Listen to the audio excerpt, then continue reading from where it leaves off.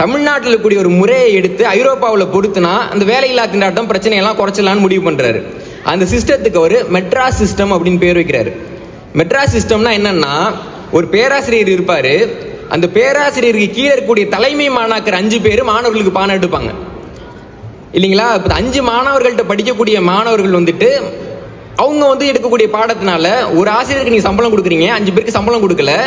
ஆனால் உங்களுக்கு மொத்தம் 6 ஆசிரியர்கள் கிடைக்கிறாங்க. இன்னைக்கு மருத்துவர்கள் ஹவுஸ் சர்ஜனாக இருக்கிறீங்களா, ஒவ்வொரு இடத்துலையும் இருக்கிறாங்க இல்லைங்களா. இன்னைக்கு நம்ம எங்கேயாவது போனோம்னா நம்மளை அப்ரண்டிஸாக போடுறாங்க இல்லைங்களா. அந்த முறையை கற்றுக்கிறாரு. இந்த முறையின் காரணமாக இங்கிலாந்தில் அடுத்த ஆண்டு ஒரு 13 பள்ளிகளை தொடங்கினார்.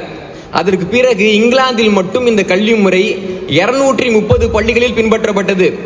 இன்னைக்கு இந்த கல்வி முறை உலகம் முழுக்க பின்பற்றப்படுகின்றது. இந்த கல்வி முறைக்கு பெயர் மெட்ராஸ் சிஸ்டம், தமிழன் கொடுத்த கல்வி முறை. அப்ப ஐரோப்பியர்கள் தமிழர்களுக்கு கல்வி கொடுத்தார்கள் என்று நமது வரலாறு சொல்லவில்லை நண்பர்களே. தமிழர்கள் ஐரோப்பியர்களுக்கு எப்படி பாடம் எடுப்பது என்று சொல்லிக் கொடுத்தார்கள் என்பதுதான் தமிழக வரலாறு நமக்கு சொல்லக்கூடிய செய்தி.